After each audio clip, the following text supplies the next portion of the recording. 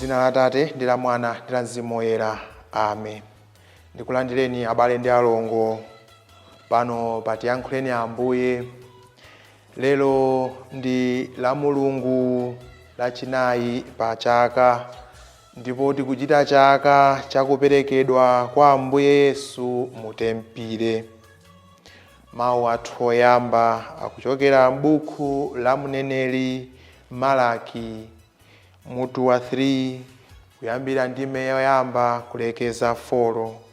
Amene akutiwerengera mawu oyamba ndi a Catherine Nyangulu kuchokera ku St Bernadette Parish mu Diocese ya Mzuzu. Mawu achiwiri ni mawu a nkalata yolembera Hebeli mutu wa 2 kuyambira ndime ya 14 kulekeza 18. Amene akutiwerengera mawu achiwiri ndi a Elizabeth Nyirongo kuchokera ku St Alphonsus Parish mu Diocese ya Mzuzu.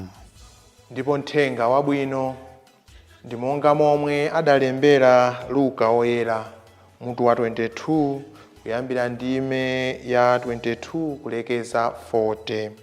Amene akutiwerengera mawu a mthenga wabwino komanso kutigawira mawu ndi Reverend Father Raymond Mwale, a Pastoral Director am Diocese ya Mzuzu. Mawu oyamba. Mawu a m'buku la mneneri Malaki. Chauta wamphamvu zonse akunena kuti, ndizatuma wamthenga wanga kuti akandikonzere njira. Kenaka mwadzidzidzi chauta amene mukumfunafuna azafika ku nyumba yake. Wamthenga wa chipangano amene mukumuyembekeza si uyu akubwera? Kodi ndani azatha kupirira pa tsiku la kubwera kwake?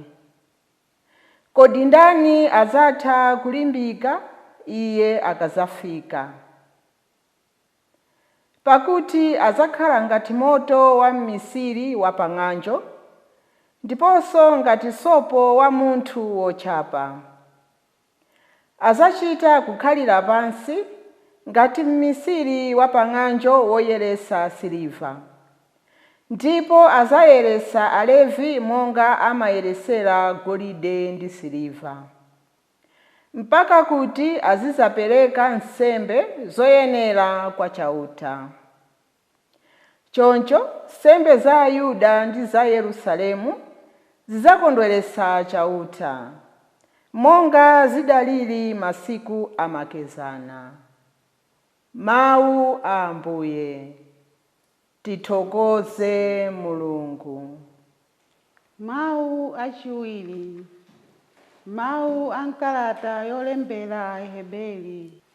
Tsono popeza kuti anawo ndi anthu okhala ndi magazi ndi mnofu, Yesu yemwe adasanduka munthu monga iwowo.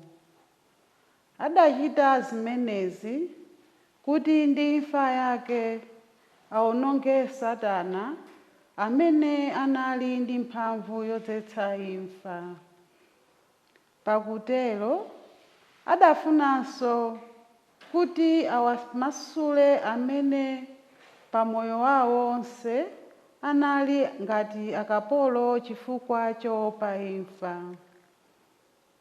Paja nchodziwikiratu kuti sadatekeseke ndi angelo ayi, koma ndi zidzukulu za Abrahamu. N'chifukwa chake adayenera kusanduka ofanana ndi abale ake pa zonse, kuti akhale mkulu wa nsembe onse wachifundo ndi wokhulupirika, potumikira Mulungu, ndipo kuti pakutero achotse machimo a anthu. Tsono popeza kuti iye yemwe adazunzikapo ndi kuyesedwapo ndiye kuti angathe kuwathandiza anthu amene amayesedwa. Mawu a Ambuye. Ambuye akhale nanu. Akhalenso ndi mzimu wanu. Mawu a Uthenga Wabwino monga adalembera Luka woyera. Ulemu kwa inu Ambuye. Luka mutu wa 22 kuyambira ndime ya 22 kulekeza 40. Kenaka idafika nthawi yoti Yosefe ndi Mariya achite mwambo wa kuyeretsedwa potsata malamulo a Mose. Tsono mwanayo adapita naye ku Yerusalemu kuti akampereke kwa Ambuye. Pajatu malamulo a Ambuye muli mawu akuti mwana aliyense wamwamuna woyamba kubadwa apatulidwe kuti akhale wawo wa Ambuye. Adaperekanso sembe potsata malamulo a Ambuye akuti apereke njiwa ziwiri kapena maunda awiri. Ku Yerusalemuko kunali munthu wina dzina lake Simeoni. Anali munthu wolungama ndi wopa Mulungu, ankayembekezera nthawi yoti Mulungu adzapulumutse Aisraeli, ndipo Mzimu Woyera anali naye. Mzimu Woyerayo adamuwululira kuti sazafa asanaone mpulumutsi amene Mulungu adalonjeza. Tsiku lina Mzimu Woyera adamulamula kuti apite m'nyumba ya Mulungu. Makolo a Yesu adalowanso m'nyumbamo ndi mwana wawoyo kukamchitira mwambo potsata malamulo a Mose. Pamenepo Simeoni adalandira mwanayo m'manja mwake nayamba kumtamanda Mulungu ndi mawu akuti, Ambuye, tsopano mundilole ine mtumiki wanu ndipite ndi mtendere, pakuti mwachitadi zija mudalonjezazi. Ndi maso angawa ndachiona chipulumutso chija chimene mudakonza kuti anthu a mitundu yonse achione.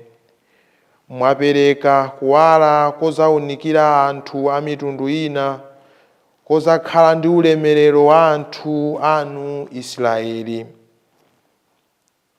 Atate ndi amayi a mwanayo ankangodabwa nazo zimene Simeoni ankanena za mwanayo. Kenaka Simeoni adawadalitsa nauza Mariya mayi wa mwanayo kuti mwanayu Mulungu wamuyika kuti Aisraeli ambiri adzagwe, ambirinso adzadzuke chifukwa cha iyeyu. Adzakhala ndi chizindikiro chochokera kwa Mulungu chimene anthu ambiri adzatsutsana nacho, kuti choncho maganizo amene ali mtima ya anthu ambiri adzaonekere poyera. Ndipo inunso mayi, chisoni chidzabaya mtima mwanu ngati lupanga. Kunalinso mneneri wina wamkazi dzina lake Ana, mwana wa Fanuele wa fuko la Asere. Anali wokalamba kwambiri. Anali atakhala pa banja zaka zisanu ziwiri zokha. Pambuyo pake nkukhala wamasiye kufikira msinkhu wa zaka 84. Sankachokatu m'nyumba ya Mulungu, ankakonda kudzatumikira Mulungu usana ndi usiku pakupemphera ndi kusala zakudya. Iye adafikako nthawi yemweyo nayamba kuyamika Mulungu nkumakamba za mwanayo ndi anthu onse amene ankayembekezera nthawi yoti Mulungu apulumutse Israeli. Yosefe ndi Mariya atachita zonse potsata malamulo a Ambuye, adabwerera ku Galileya, kumudzi kwawo ku Nazareti. Mwanayo ankakula nasanduka wamphamvu, nkukhalanso wanzeru kwa basi, ndipo Mulungu ankamudalitsa. Uthenga wa Ambuye. Ulemu kwa inu Ambuye Yesu Khristu. Abale anga okondeka, Lero tikuchita chaka chachikulu, chaka chakuperekedwa kwa Ambuye athu Yesu Khristu mutempire. Ambuye Yesu Khristu akuperekedwa ndi banja lawo ndi makolo ake, ndipo tikumvesedwa kuti pakuperekedwa kwa iwowo mutempire tikukumana ndi achikulire, tikukumana ndi Simeoni amene adali ndithu wodalisidwa mu zaka komanso mu umoyo wawo. Anali wokhala umoyo wothokoza Mulungu, umoyo wopemphera, umoyo wochita zinthu zosonyeza ubwino wa Mulungu.